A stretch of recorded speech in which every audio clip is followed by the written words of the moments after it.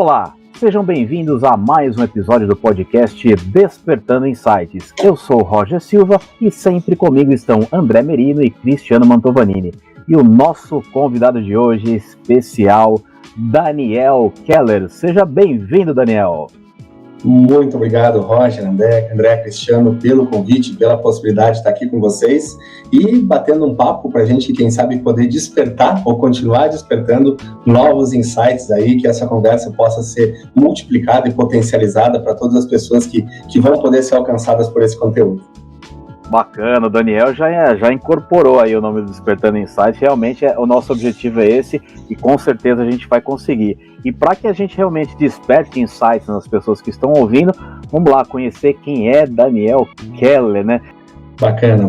Essas são aquelas perguntas, né, que a gente às vezes sempre lembra primeiramente de falar das questões profissionais, mas eu gosto de lembrar de que é numa hierarquia de prioridades, né? Eu sou pai, né? Daniel, esposo da Carla, pai da Isabela e do Luca, com 40 anos, às vésperas quase de completar 41 anos de idade, e profissionalmente, ou quem sabe até voltando lá atrás, um grande curioso, né, vamos começar por aí, do comportamento das pessoas, do comportamento humano. E eu, quando faço uma volta, né, no tempo, olho a minha linha do tempo profissional, vejo que essa curiosidade pelas pessoas foi me empurrando e foi moldando também os lugares onde eu trabalhei, o que eu fui fazendo, e especialmente aquilo que eu fui me dedicar a estudar, né? Então, eu sou um profissional que hoje trabalha com consultoria, com mentoria, com palestras, já tive muito em sala de aula como professor, tenho uma paixão por sala de aula, mas hoje, em função de tempo, eu não consigo fazer mais isso, e essa curiosidade por pessoas foi o que me levou, né, nos últimos anos, especialmente, a aprofundar a linha de estudo em cima do comportamento, de saber o que se passa aí dentro dessa nossa cabeça quando a gente está tomando decisões. E a partir dessas reflexões, para mim foi um grande despertar, né, de que no meu trabalho, independente se eu estou trabalhando com a área de estratégia de uma empresa, com a área de vendas, com o desenvolvimento de uma liderança, tem sempre um viés comum em tudo isso, né? Existe sempre alguma coisa que é transversal em tudo isso, e são as pessoas. Então, para mim, essa ideia de que antes de tudo estão as pessoas quem sabe, uma grande marca do que pauta o meu trabalho e que me empurra cada vez mais tentar me conhecer como pessoa, mas também ser um grande curioso, responsável em conhecer as outras pessoas. Cara, é muito bacana você falar isso, Daniel, porque a gente pensa da mesma maneira, tá? Trabalhar com o comportamento das pessoas, a gente aprendeu com o tempo que essa vivência que a gente tem com as pessoas, a gente agrega muito dessas informações e a gente consegue levar isso para frente, diversificar, né, os pensamentos e evoluções. Eu, até chegar nesse processo de ser um consultor, cara, eu trabalhei com pessoas de diversos segmentos. Eu comecei lá com a recreação, com o entretenimento. Aí eu via que a alegria das pessoas era fundamental para a gente sempre buscar algo mais de uma maneira positiva. Até que eu caí na parte de eventos corporativos e falei, é isso que eu quero fazer, né? Acho que é esse caminho que eu quero seguir. Você tem essa experiência também de pessoas. Você entende que essas diferenças de gerações que a gente pega tanto na empresa ou como no dia a dia para um atendimento individual, de repente, pode interferir nessa nosso desafio, né, de evoluir e de encontrar um caminho de evolução para as pessoas? Eu não tenho a menor dúvida, né? A minha grande reflexão sobre isso é que a gente só não poderia tratar isso como um problema, né? Eu vejo muitas vezes nas empresas, nas relações, nos grupos, as pessoas tratando isso como um problema e quase que separando em duas grandes castas, né? Onde a gente tem as pessoas mais experientes, que elas têm um alto comprometimento, quase que um compromisso mais natural com as coisas, mas por outro lado não estão muito conectadas com essa transformação doida que a gente está vivendo.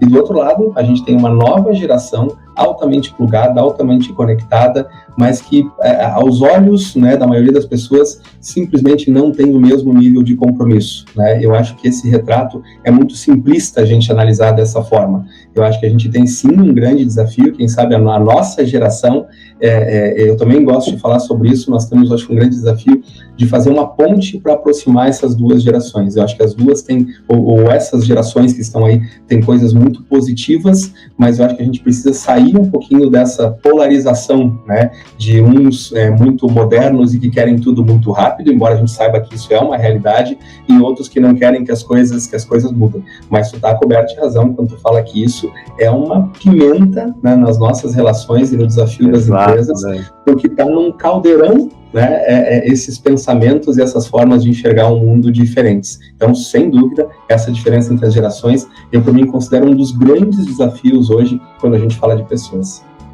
Cara, bacana que você falou agora de colocar tudo isso dentro de um caldeirão. Como é bacana isso, a gente começa já a gerar insights nas perguntas também, né? Porque é um assunto que a gente discute normalmente e regularmente aqui, com os convidados e só entre nós também.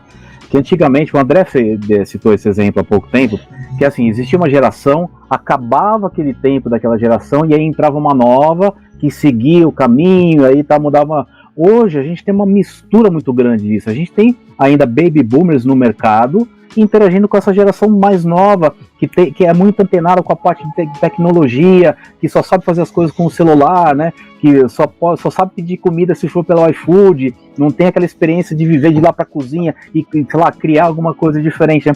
A gente entende que não é posso chamar de comodismo, mas é uma facilidade que as pessoas têm. E as gerações mais antigas têm uma grande dificuldade de interagir nesse processo, né?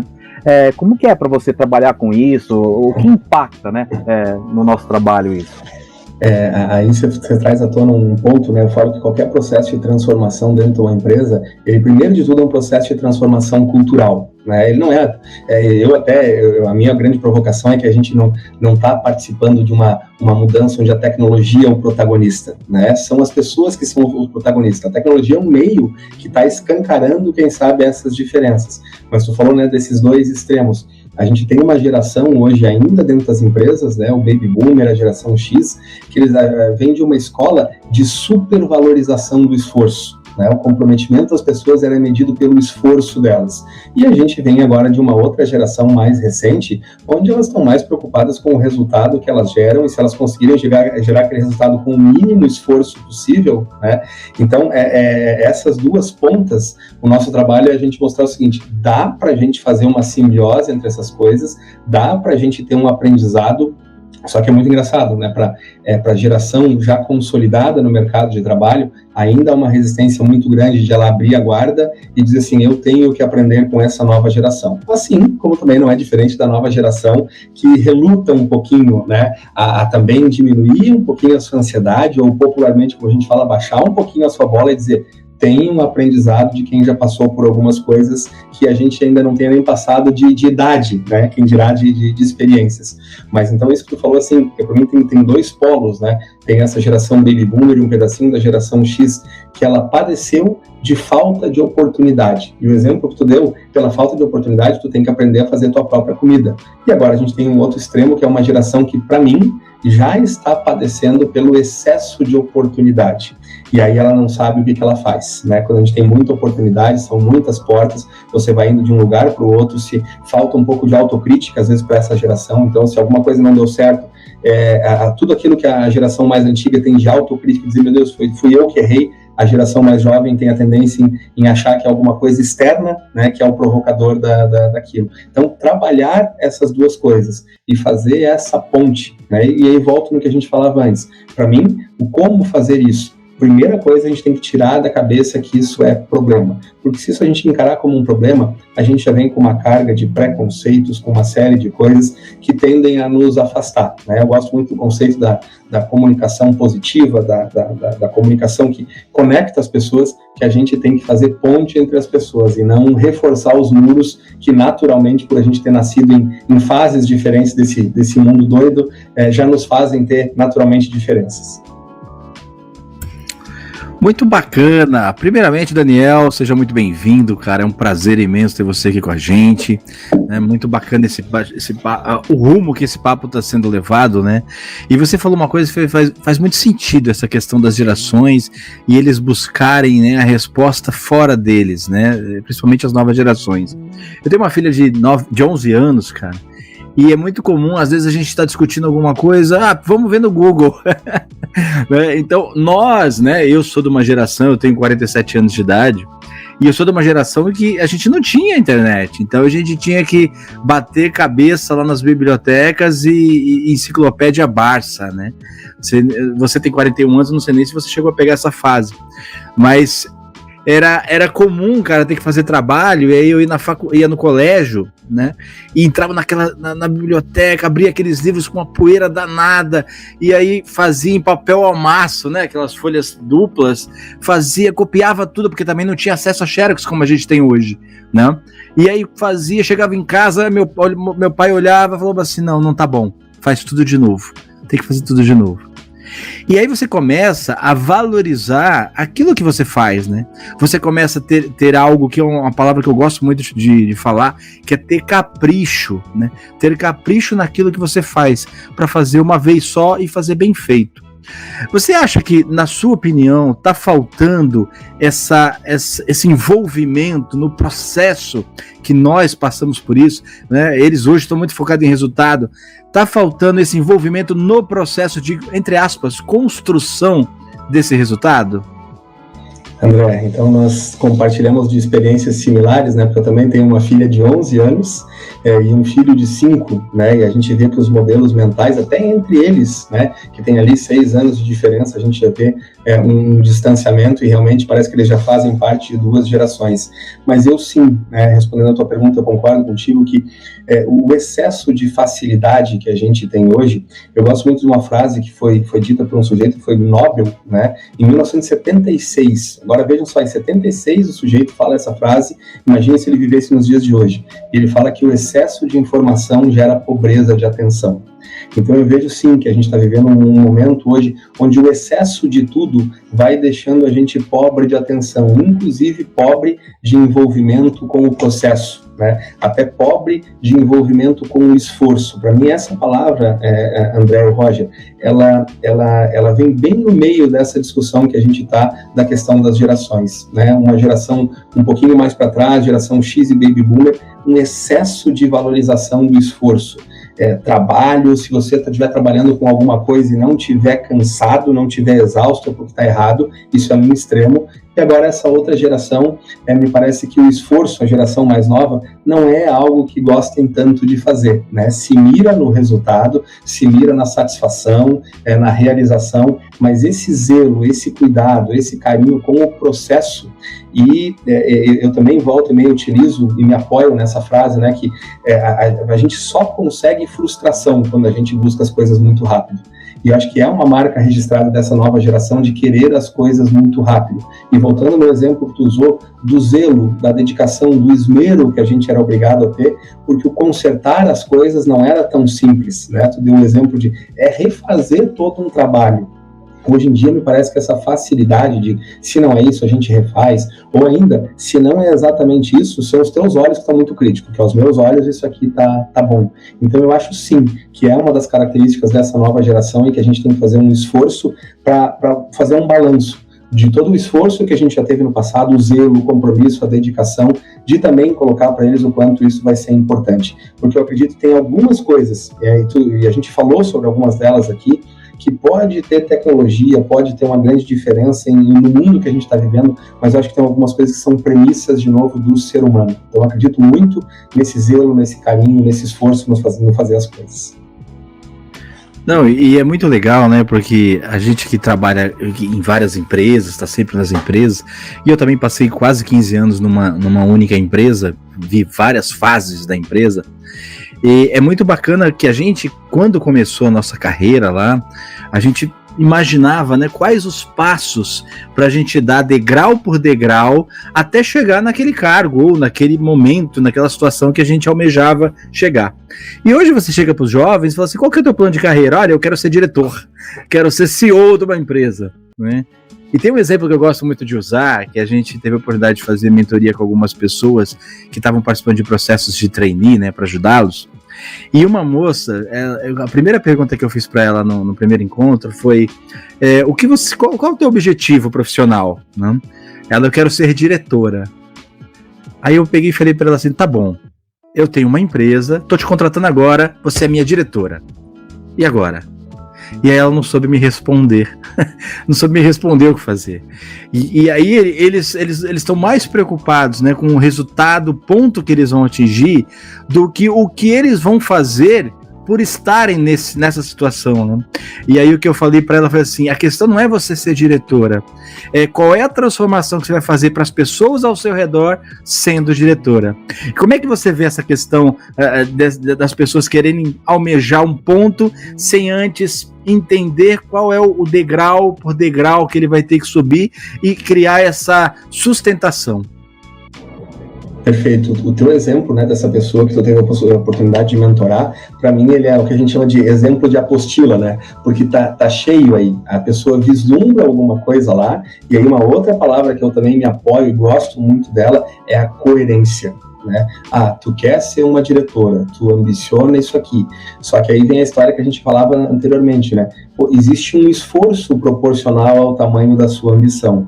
Então eu vejo as pessoas olhando muito lá para a sua ambição, mas elas negligenciando a necessidade de fazer o esforço compatível para poder se chegar a esse resultado. Então eu acho que esse é um gap que a gente tem aí hoje, né, do jeito de as pessoas pensarem.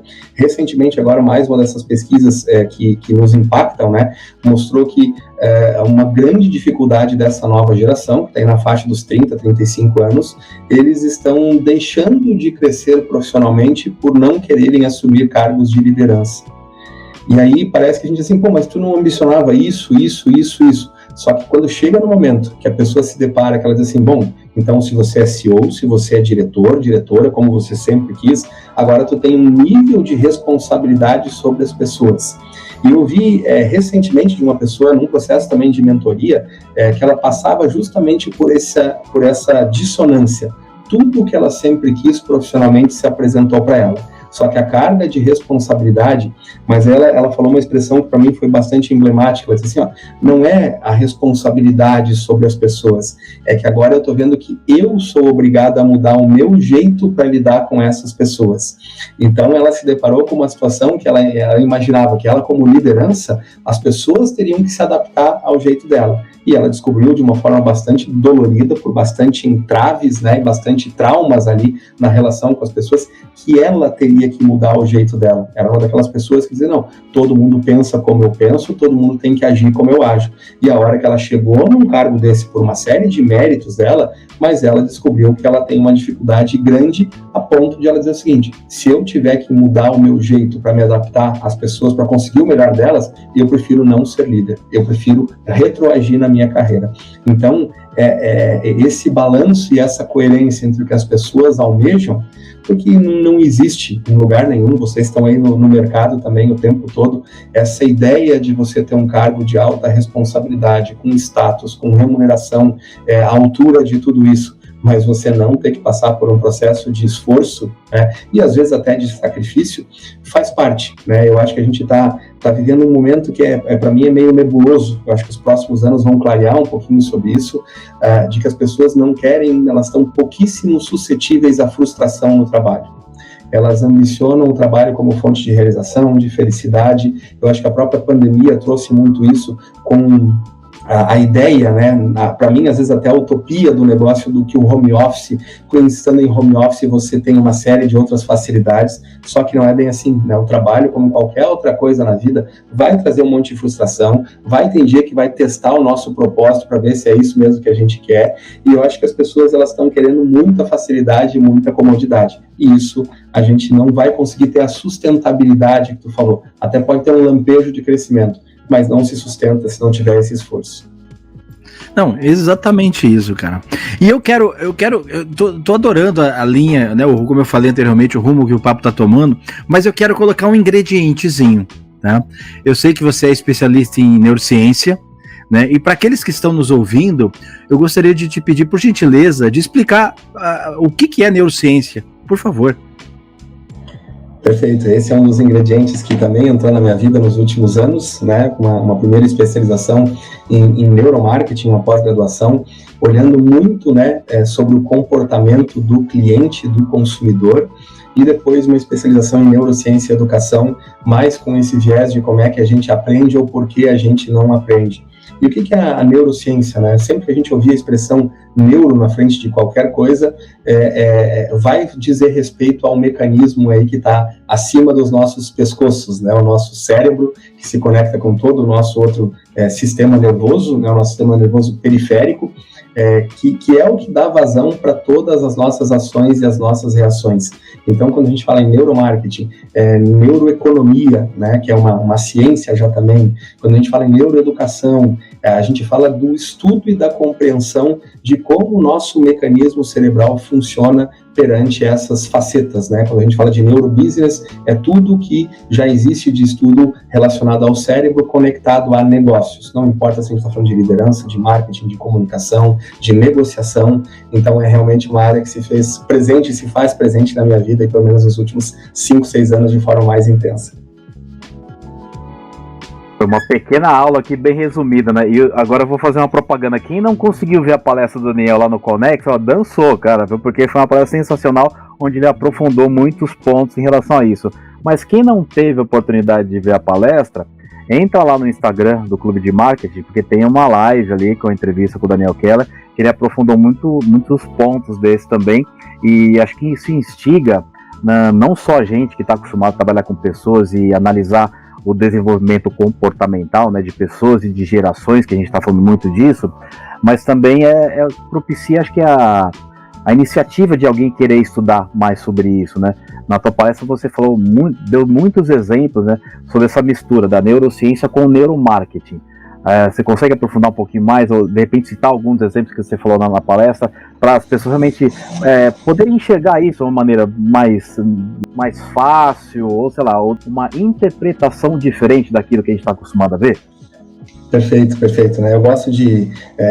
tive uma oportunidade que eu falei num TEDx, né? E tinha uma pessoa que tinha ido lá com a expectativa que eu falasse sobre neuromarketing, sobre neurociência, só que a minha fala no TEDx foi para um outro caminho, e a pessoa conversou comigo depois, ela disse assim, poxa, eu tenho uma dificuldade, eu sou uma pessoa que procura estudar muito sobre isso, só que na minha empresa, cada vez que eu falo sobre isso, todo mundo acha que eu sou maluco, que eu acho que eu sou doido, o que você poderia me dizer? E eu disse, cara, acho que a primeira coisa é a gente desmistificar um pouquinho, né, e parar de usar tantos termos complexos, porque quando você vai para esse universo da neurociência, né, eu tive aula com um professor que é médico, né, então você se obriga a entrar num universo que é técnico, que às vezes é um pouco mais profundo, só que eu acho que isso também gera um distanciamento das pessoas. Então eu gosto de tentar simplificar a coisa, dizendo assim, se a gente tem a compreensão que independente do que a gente vende ou do que a gente faz, a nossa relação não é de um CNPJ para um outro CNPJ, é sempre de uma pessoa para outra pessoa. E essa relação, ela vai em algum momento exigir uma tomada de decisão. A gente está falando de uma tomada de decisão que às vezes a gente como ser humano, né, na palestra, eu abri a palestra falando um pouquinho sobre isso, a gente como ser humano se vangloria tanto que a gente é diferente porque a gente é racional, só que o nosso processo de decisão ele é muitíssimo ainda influenciado pelo nosso instinto, e lá o instinto de quem nós éramos como seres humanos há 70, 80 mil anos atrás, e ele num segundo momento, numa segunda camada, ele é muitíssimo influenciado pelo nosso aspecto emocional.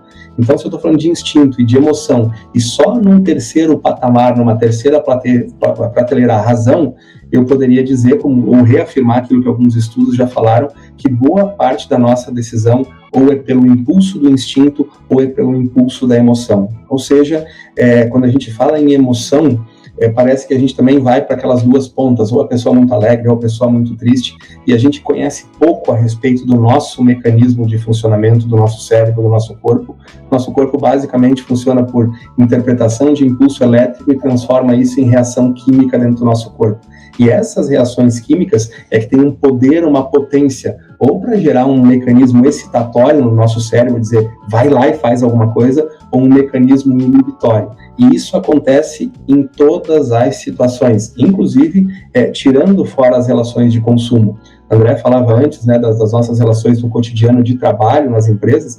Eu costumo dizer que Raramente eu encontro na empresa uma pessoa que ela já sai de casa mal intencionada para fazer alguma coisa de errado, né? As empresas hoje conseguem detectar mais fácil e tirar essas pessoas. Então, todos nós saímos com as melhores das intenções de casa para fazer o nosso trabalho. Só que, às vezes, a gente é apresentado por uma situação onde o nosso emocional, ele carrega a nossa tomada de decisão, né? Assim, né, como eu digo que o consumo de qualquer coisa, decisão de compra, quantas vezes eu já ouvi as pessoas falando assim: estava com o cartão de crédito estourado, estava sem possibilidade de comprar, mas aquele dia eu me permiti fazer tal coisa. Pô, aí, em contrapartida, eu vejo as pessoas que disseram assim: entrei numa reeducação financeira e eu falei, olha, eu queria guardar R$1.000 porque eu preciso comprar roupa para as crianças lá em casa. E ela guardou os R$1.000 em dinheiro, em nota, né? E um dia que ela foi para a loja com os R$1.000 dentro da carteira, ela olhou e ela parece que não achou nada. Essa, para mim, é um exemplo bem simples para mostrar que o nosso processo de decisão não é racional. Porque se ele fosse racional, o dia que você não tem dinheiro, você não deveria comprar. E o dia que você tem dinheiro, você deveria comprar. Só que daí a pessoa falou o seguinte: na hora que eu estava vendo o preço das coisas, eu lembrei quanto tempo eu levei para economizar isso aqui. Ou seja, o racional dela apareceu, né? Tanto que a gente fala assim, o consumo consciente, o consumo consciente. O dia que a gente tiver as pessoas com consumo consciente, o marketing se acabou e o capitalismo se acabou, eu acho, né?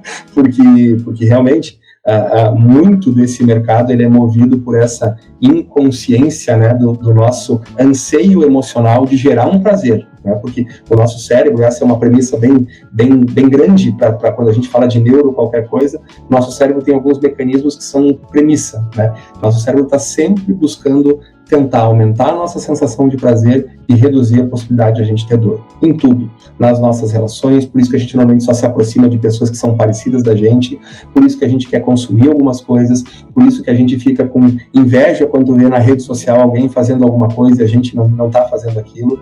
Então é esse mecanismo que o neuromarketing, a neurociência colado com negócios, ele nos provoca. Eu também costumo dizer assim, não dá para a gente olhar para isso como respostas absolutas, porque do muito que a gente conhece do cérebro hoje, é pouco ainda perante esse universo. Nós estamos falando de um mecanismo que, para mim, é o que há de mais complexo e que eu acho que a gente ainda vai demorar muito tempo para desvendar exatamente todos os meandros aí dele. Mas só do que já se conhece, já dá para a gente ir longe nessa conversa aí. Não tem a menor dúvida disso, né? E é bacana, né, quando a gente entra nesse, né, mais aprofundado, né, nesse estudo, porque realmente tem tantas respostas que a gente consegue obter, né, em cima de um estudo mais aprofundado. E hoje de manhã eu estava em uma reunião com o André, a gente estava montando o planejamento de um treinamento, e ele falou muito desse lado emocional, né? Ele falou, mas será que a gente tem que usar isso agora? Não, tem que ser, porque a pessoa se envolve nesse lado emocional, né? E assim, é muito raro a gente ver essa racionalidade tomando conta ou estando à frente de uma decisão, né? O André brincou uma época, ele falou, eu não usei cartão de crédito por um tempo, que era justamente para eu não gastar, né? Para eu ter uma segurança maior até eu me estabelecer de uma maneira mais equilibrada. E o que você falou agora de exemplo é muito claro disso, né? Poxa, as pessoas se empolgam. Cara, eu fiz formação em publicidade e em propaganda em 1990 e Guaraná com rolho, né? bem no comecinho dos anos 90. E nessa época, a minha aula de marketing era uma coisa muito teórica e muito fundamentada nesse processo de, eu tenho que gerar um impacto no consumidor que vai criar aquele impulso dele fazer a compra, né? Hoje isso acontece de uma maneira muito rápida, né? Você, principalmente com o Instagram, agora com o TikTok, né? O Rafa deu um exemplo na palestra dele, que hoje o TikTok é o caminho melhor para você divulgar o seu produto. Tantas pessoas que estão ali envolvidas nesse aplicativo. Agora, no meu ponto de vista, não sei se todo mundo que está lá está pronto para comprar algo. Mas entra nessa parte de neurociência, neuromarketing, mexer com o cérebro das pessoas, a gente consegue instigar de uma maneira tão curiosa, né? Criar uma expectativa. E a gente trabalha muito com experiências, né? Pra gente, a experiência que o cliente vai ter é o principal para ele realmente querer comprar aquele produto. Mesmo às vezes não precisando, aquela história que você falou na palestra também, que muitas pessoas usam, né? Principalmente quem está fazendo regime. Poxa, eu tô aqui já uma semana, 2 semanas, 1 mês, 2 meses. Hoje eu mereço comer um pedaço de bolo. Hoje eu mereço, né? A pessoa valoriza o esforço que ela tem. Isso é bacana, eu vejo positivo por um lado. Poxa, eu estou reconhecendo que eu estou me esforçando, então hoje eu mereço sair um pouquinho daquilo, né? Você entende que isso é É normal acontecer? É comum acontecer? Ou são deslizes, né, de algumas pessoas? Não, é super comum, né? É super comum, até porque nós vamos criando esses mecanismos de gratificação, né? Qualquer questão de mudança de hábito tem a ver com a criação de algum mecanismo de gratificação.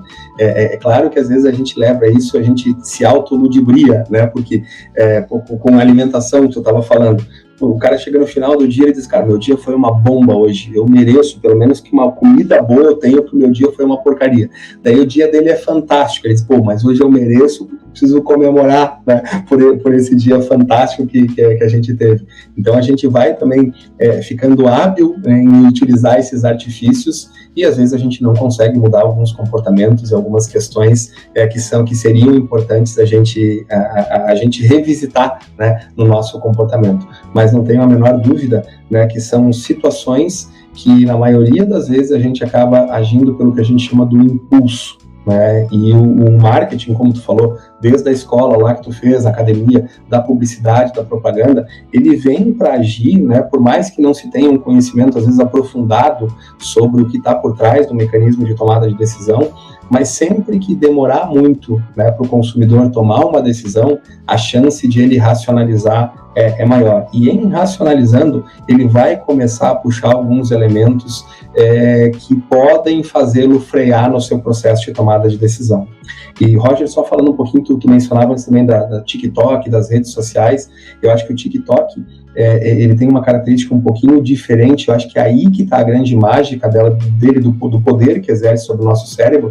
Eu acho que diferente do Instagram, do Facebook, que ele está sempre tentando levar o cliente para o tal do call to action, né, o botãozinho ali de compre agora. O TikTok, ele não tem muito essa pegada, ele tem uma pegada de assim, ó, fica com isso aqui na cabeça, né, eu não quero que você tome essa decisão agora, eu não quero te empurrar para uma compra agora, mas o poder de influência, tanto que a gente tem visto uma migração dos influencers para dentro dessa plataforma, e eles, né, a própria dinâmica de funcionamento do TikTok, para mim hoje é quem efetivamente consegue entender melhor o comportamento do usuário.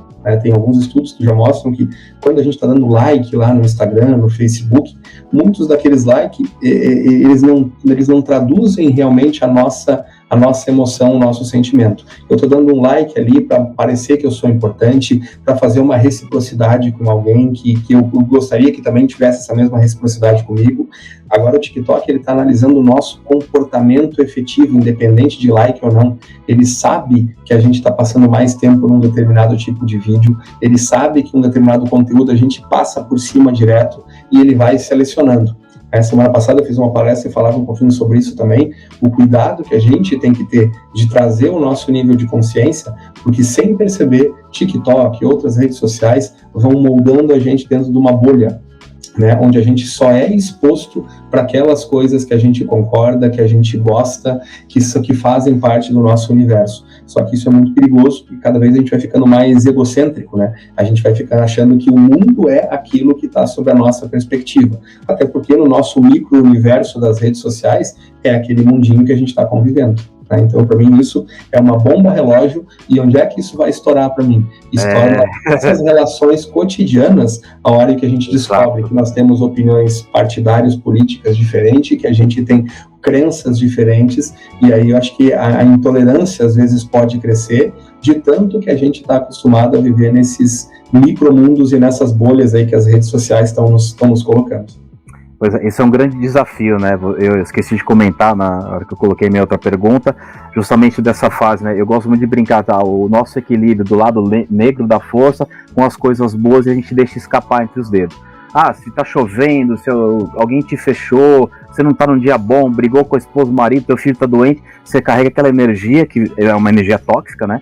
No teu dia a dia, que isso vai durar um tempo para dissipar. E quando acontece uma coisa tão simples, que é o dia tá ensolarado, você acordou feliz, né? Seu time ganhou o jogo, sabe? Você tá no melhor momento da tua empresa, você esquece de usar isso como tua energia para você ter um dia produtivo, um dia bom. E você comentou um caso aí que a gente tem acompanhado também, da pessoa desengajada, né? Ela vai ser a toxina dentro da empresa. O desengajado no trabalho, ele vai intoxicar, ele vai minar a tua energia para você crescer, para você entregar o teu melhor. Não vale a pena você se esforçar por essa empresa. Ela não te dá nada em troca. Então é o cara que vai é a tal da maçã podre no restante do cesto aí, né? Ela vai impactar dentro de um geral. E eu penso exatamente isso, como você, não é nenhuma pergunta, é mais um comentário, que é essa vivência que a gente vê realmente no nosso dia a dia, né? E você vê como a neurociência, o neuromarketing está intrínseco em tudo isso, né? Que a pessoa quer algo, mas ela não sabe, e o ponto que você colocou no TikTok é fundamental, né? Eu passo muito tempo no TikTok para ver vídeos para descontrair. Mas eu fico lá 5, 10 anos para dar risada, que vídeos são legais e tal. Mas eu tenho aquele tempo reservado para isso.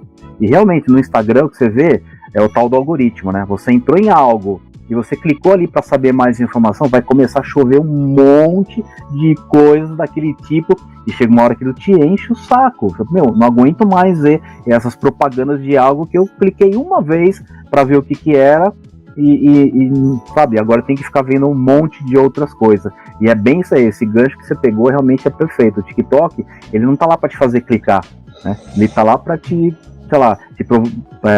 proporcionar um momento de distração, e ali vai deixar no teu subconsciente algo que vai gerar um movimento no futuro, né? Sensacional isso. E isso é muito, muito doido, né? Quando explodiu a guerra entre Rússia e Ucrânia, explodiu também os conteúdos do TikTok com transmissão da guerra ao vivo, né? Com coisas muito utilizando o TikTok. E tem uma outra coisa, né? O nosso cérebro tem um mecanismo que também acho que é um elemento interessante para nossa conversa aqui, porque ele vale para qualquer coisa, para nossos relacionamentos, para uma relação de liderança, para uma relação de compra e venda. Ao mesmo tempo que o nosso cérebro gosta das coisas que são familiares, né, daquelas coisas que vão ficando fáceis para ele, né, porque aquilo gera um menor consumo de energia para o cérebro. Tudo que gerar um menor consumo de energia para o cérebro vai ser um facilitador, ele vai gostar. Só que, por outro lado, a gente também chega um momento, como ser humano, que a gente tem uma supressão dessas coisas que a gente está muito acostumado, né? Tem uma frase para mim que ela é muito impactante, ela fala que a familiaridade cultiva a indiferença. E isso é um princípio do cérebro. A partir do momento que o cérebro vai ficando muito familiar com alguma coisa, a gente tende a cultivar uma indiferença. Tu falou do exemplo, tá dando um monte de coisa certo na minha vida, mas isso começa a ficar tão trivial que eu começo a ficar indiferente a isso. O link que eu quero fazer com o TikTok lá na época da guerra, que é um perigo de a gente não se assustar mais com algumas coisas. Ficou tão familiar pra gente ver guerra, ver destruição, ver gente sofrendo, que a gente vai ficando indiferente a isso, de tão exposto que a gente vai ficando. E isso, né, para a gente entrar num caos, né, dentro do nosso cérebro, onde a gente não consegue mais distinguir. Isso já tem alguns estudos, né, o que é a psicopatia. A psicopatia não é um cara que tem um extremo prazer em cometer alguma coisa ruim. A psicopatia é quando o cara pode ter até uma má formação genética lá na sua amígdala cerebral, onde ele não tem mais o sentir. Para ele, se fez ou se não fez, aquilo não traz prazer.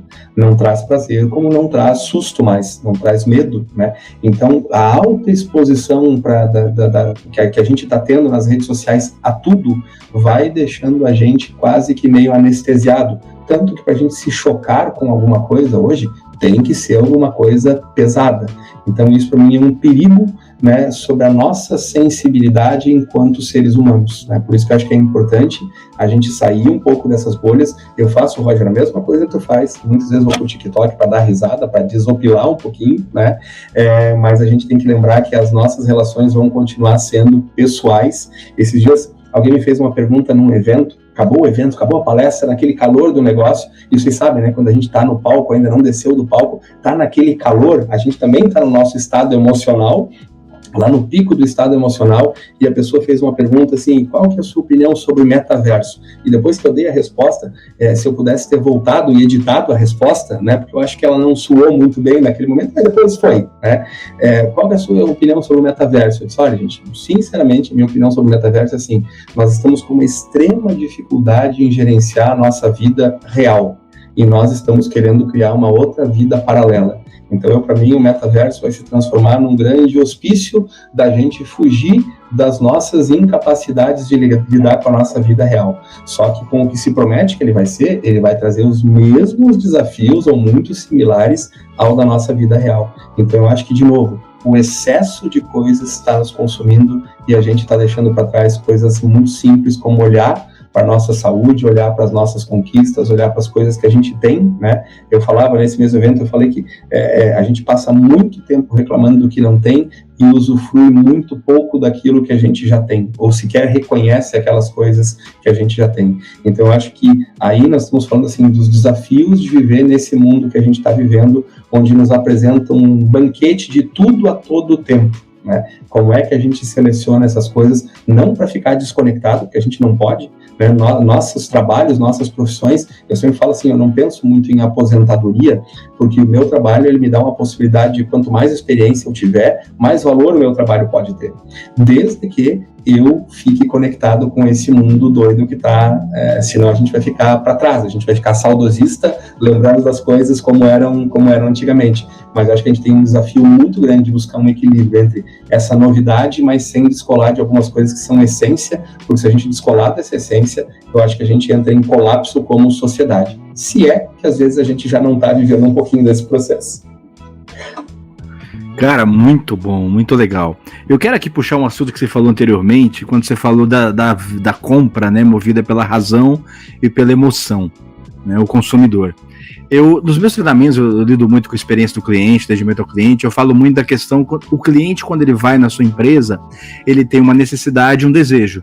Necessidade é aquilo que ele precisa, que é o racional, e o desejo é aquilo que ele gostaria de ter, mas neste momento não é o que ele precisa. E aí esse gostaria de ter é o emocional. E eu falo muito que o vendedor hoje está mudando a concepção da função dele. Mais do que um vendedor, ele passa a ser um consultor de compras. Porque os clientes, eles vêm com tanta informação que está disponível aí na internet sobre um determinado produto, que é muito comum a gente ver que às vezes o cliente sabe mais até do que o vendedor, né? Então, o vendedor passa a ser mais um consultor de compras do que um vendedor propriamente dito. E aí eu quero perguntar para você o seguinte: quando esse consultor de compras ou o vendedor começa a trabalhar e entender que além de uma necessidade, aquele cliente tem um desejo, e para fazê-lo sair do racional para o emocional, o neuromarketing e a neurociência entram no circuito, não é isso? Entra muito, André, e entra justamente como tu falou ali, com essa experiência, né? Porque o ato da compra em si, ele é um pedacinho, né? E agora, quando você tem um conjunto de experiências que eles vão mexendo com o teu estado emocional, e quando a gente fala, por exemplo, de um varejo, a experiência pode ser o sorriso no rosto de quem te recebeu, pode ser a música ambiente, e existe música que tem o poder de acelerar o batimento cardíaco, e se acelerou o batimento cardíaco, porque o cérebro já está liberando dopamina, né? Ou já está liberando algumas doses ali de adrenalina, que na dose correta é fundamental para o cliente avançar e concluir, né, o seu processo de tomada de decisão, de ele ser embalado. Não sei se vocês lembram, mas uma das frases que eu também, acho que no começo da palestra eu falei, que eu não gosto dessa ideia de falar que bom vendedor ou consultor de compras, ele é um cara que está manipulando o cliente, que a venda é um processo de que o cara passa uma conversa no outro. Eu gosto daquela frase que eu compartilhei com vocês, que vender é tirar as emoções do cliente para dançar, né? E a gente tira as emoções do cliente para dançar com pequenas dragas, né, emocionais ali em todo esse processo, né? Eu lembro de uma empresa que a gente acompanhou e reformatou a experiência dela, uma empresa que faz instalação de redes de proteção dessas de sacada. O mercado estava altamente acostumado com um cara que marca às 4 da tarde, aparece às 4:30, né? E essa empresa, a gente desenvolveu um conjunto de experiências, porque o cliente não consegue fazer discernimento qual rede é boa e qual não é.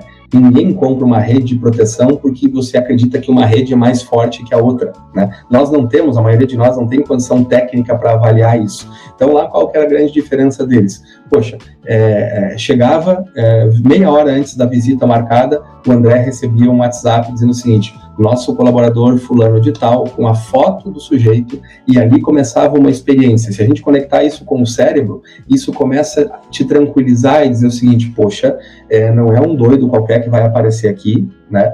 Você já vai se acalmando, você já vai desligando o seu botão de entrar no modo de defesa.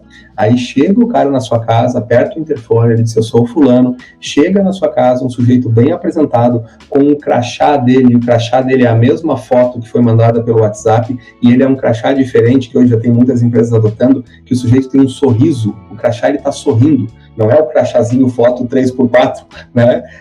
Aí o cara, antes de entrar na sua casa, ele pede licença, ele tira da mochilinha dele 2 propé, ele para entrar em hospital e veste. Cara, olha a sinalização que esse cara tá te dizendo assim, isso justifica, né, essa empresa cobrar 20%, 25% mais o seu preço do seu serviço, porque não é o produto. Aí na hora de o cara medir, o cara usa um celular, um smartphone que tem uma pena digital, né? O concorrente chega lá e pergunta assim, tem um papel aí para eu anotar aqui para você? Então vejam que essa experiência, ela ao mesmo tempo que vai acalmando o cliente no quesito da resistência dele, né? Mas em outras ele vai dando argumentos e dizendo o seguinte, cara, quem cuida desse detalhe aqui, será que o cara não vai cuidar na hora de furar a minha parede? Nosso cérebro funciona por essas associações. Eu lembro uma vez, a gente estava fazendo uma viagem de família, a gente só tinha a Isabela ainda, a gente saiu do quarto do hotel bem na hora que a camareira estava chegando. Pô, e a camareira chegou com uma apresentação, um uniforme, o cabelo, a minha filha que faz balé desde muito cedo, meu Deus, parece uma bailarina, né? Ela estava super bem apresentada. E a minha esposa fez um comentário bem simples, ela disse assim, como é que a gente não vai imaginar que ela vai cuidar bem do nosso quarto se ela está com esse cuidado ali com ela? Então, o cérebro faz essas associações, e isso é emocional, né? Isso não é uma questão racional e lógica. Então, eu não tenho a menor dúvida que a experiência do cliente, quando a gente adiciona um pouquinho dessa compreensão do neuromarketing, eu lembro na live que a gente fez aí logo depois do Conex, eu falava um pouquinho de, na loja, no varejo, quando a gente conversa, se apresenta pelo nome e busca conhecer a pessoa pelo seu nome. Nosso nome é a palavra, a expressão que a gente mais cedo aprendeu a escutar. Ou seja, ela é a mais sonora para os nossos ouvidos, porque nós estávamos na barriga da mãe e a gente já era chamado pelo nome. Então, são, às vezes, pequenas conexões que elas vão dando uma descarga emocional dentro da gente que nos dão segurança para avançar nesse processo aí.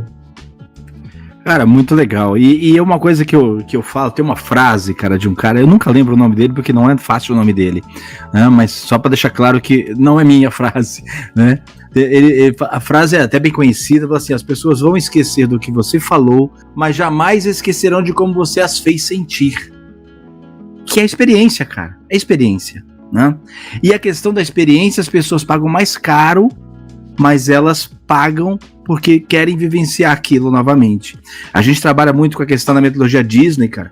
A Disney, ela vende experiência, né? A Disney tem os parques mais caros do mundo, tudo lá é caro, mas as pessoas guardam dinheiro a vida inteira para ir lá, às vezes uma única vez, mas querem que essa vez que elas estejam lá seja extremamente mágico, e a Disney faz isso.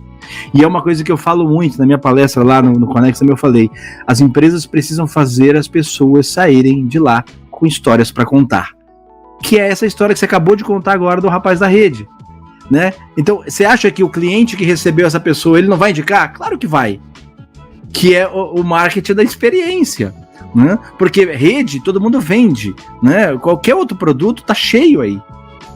E um exemplo que eu gosto muito de dar é quando você vai comprar alguma coisa na internet, antes de você mandar para o carrinho, você vai lá nos comentários para ver a experiência das pessoas, para entender se você cria uma conexão com a experiência delas, né? E se você se sentir ali tão feliz quanto, você vai lá e fecha. Às vezes você nem olha o preço. Às vezes você muda outro que está mais barato para outro que tem uma experiência melhor. Meu amigo, cara, ficaríamos aqui dias conversando, né? Mas só para entender mais um pouquinho, cara, como você enxerga hoje assim, a questão da compra por emoção? Ela aumentou ou ela diminuiu? Porque por mais que a gente consiga entregar aquele desejo que as pessoas querem, eu entendo que quando chega numa situação em que a pessoa ela não pode assumir, ela dá uma brecada, né? Tô certo? As estatísticas, né, se a gente for olhar para estatísticas de consumo, claro, tirando essa curva que a gente teve da pandemia, onde naturalmente alguns tipos de negócio explodiu a venda e outros retroagiram, né, mas eu entendo que como a oferta está cada vez maior, a tomada de decisão pelo cunho emocional, ela ainda é a grande avalanche no processo de compra, né? Eu acho que aquele consumidor que está racionalizando, que está ponderando, ele faz parte de uma fatia muito pequena, né? Porque isso é sinal de um nível de consciência, né? Onde a gente teria que se perguntar assim, poxa, a partir de algumas perguntas, eu preciso disso aqui agora? Só que quando a gente vê esse mundo doido que a gente está vivendo, a compra, né, ela tem se tornado muitas vezes uma forma de a gente despressurizar um pouco dessa loucura. Claro que a hora que você se depara com uma questão racional, que é a não condição de poder fazer isso, mas daí, André, sabe o que me chama a atenção? É a proliferação dos produtos e das marcas paralelas, falsificadas, réplicas, porque é muito engraçado. Pode ser que a pessoa não tenha condição de comprar aquele, mas ele quer parecer, né? E aí a gente entra numa outra coisa que ia longe aqui também, né, na nossa conversa, que é a proliferação das empresas hoje faturando, ganhando dinheiro com o desejo de as pessoas parecerem ser, né? Poxa, hoje quando você vê espaços que eles são feitos com ambientes instagramáveis, para que eles servem? Para a pessoa ir lá tirar foto. Pô, é alguém ganhando dinheiro para alguém tirar foto. É a empresa que tem a alocação do jatinho para você tirar foto dentro do jatinho, né? Então, eu acho que tem uma coisa assim, o consumo efetivo pode ser que ele caia em algum momento, mas o parecer ser, né, é muito interessante. Eu vi esses dias o relato de uma pessoa, né, de uma pessoa da qual eu confio nos seus relatos. Ela falou, a gente tem um colaborador aqui na empresa que ele ganha um salário relativamente baixo, mas o que ele faz com o seu primeiro ato, quando ele recebe o salário, ele vai passar um super final de semana. E nesse super final de semana, ele faz vários registros fotográficos para ir soltando esses registros fotográficos em doses homeopáticas durante o mês inteiro. Então, ele tem um fim de semana de muita ostentação, mas que ele segura, né? E ele vai mostrando isso aos poucos, porque eu acho que essa história do a gente ter que mostrar o que a gente está consumindo tem empurrado muitas pessoas a tomarem decisões que são nada racionais, né? De novo, quando a gente conecta o final da nossa conversa com o início, a gente fala de uma geração lá atrás que ela não se dava alguns direitos, né? Infelizmente, a gente viu pessoas próximas a gente que não aproveitaram a vida, mesmo tendo condições para isso, porque parece que era feio, né, gastar dinheiro com algumas coisas. E hoje a gente tem as pessoas que, quem sabe, não teriam toda a sustentação financeira para algumas coisas, mas a necessidade de parecer ser empurram elas para essa visibilidade que o consumo oportuniza. Então, eu acho que a compra ainda, por impulso, é a que domina aí os carrinhos de compra pela internet e pelas lojas afora, né? Sem dúvida, né? E aquele negócio de mostrar que eu tenho uma vida bem sucedida. E aí você impacta as pessoas a quererem serem assim também. É isso que tu falou, Roger, assim, de mostrar uma vida bem-sucedida.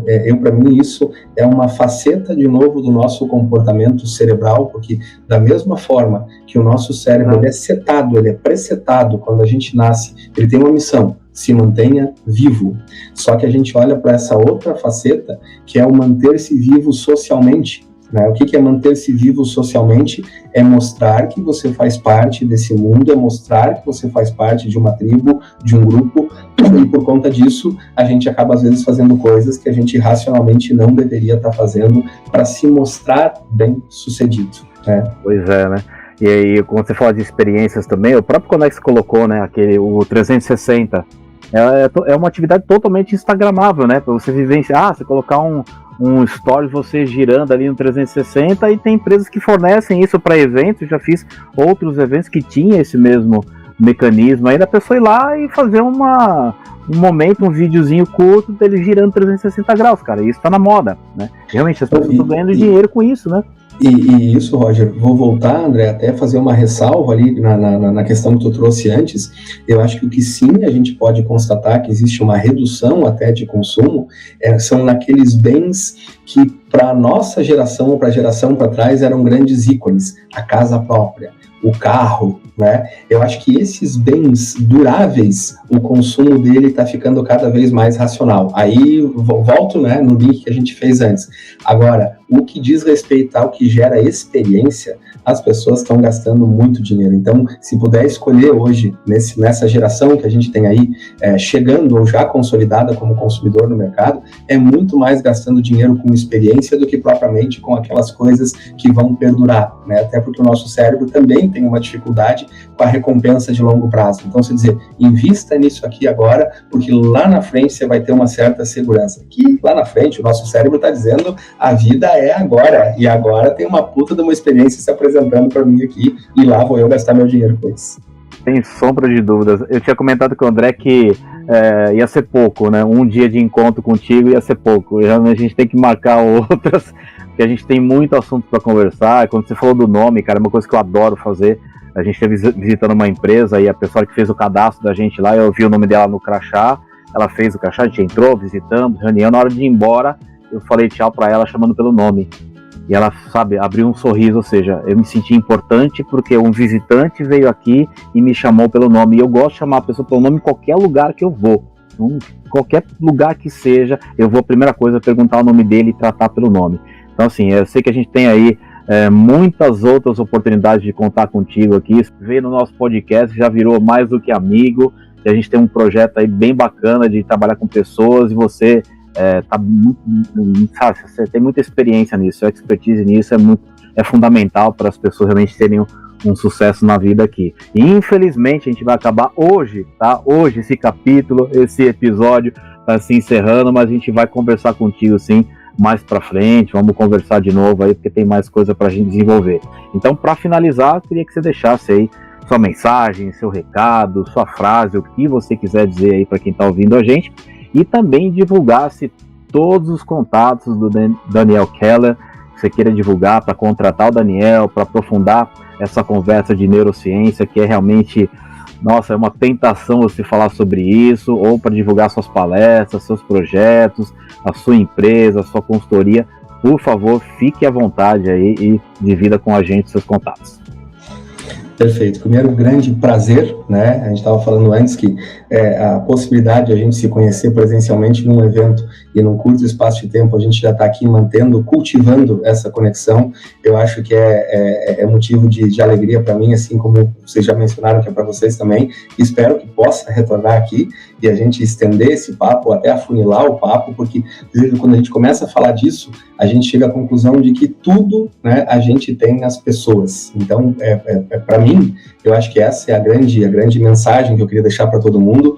Tem um livro, meu primeiro livro, saindo do forno, né, e acho que mais uns 45, 60 dias ele está aí, que ele tem como título, antes de tudo, as pessoas, né, onde ele traz algumas reflexões, algumas provocações, alguns insights dessa relação entre gestão de pessoas, entre o olhar para as pessoas quando a gente está falando de negócios, né? E esse tem sido o meu desafio, seja como palestrante, seja como facilitador de capacitação, de workshops, mas também como consultor, como mentor. O palco é muito bacana, né? É uma grande experiência, é um momento muito interessante, muito de conexão com aquelas pessoas, mas eu sempre falo que eu tenho uma carreira de consultoria, de mentoria, que eu não abro mão dela, não tenho projeto de abrir mão dela, porque se a gente tem alguma condição de trazer alguma coisa relevante no momento de uma palestra, é justamente por estar participando dessas histórias, né? Tá sentindo, como o André falou ali, né, quando ele fez aquela menção da frase, as experiências, o que as pessoas nos fazem sentir todo dia.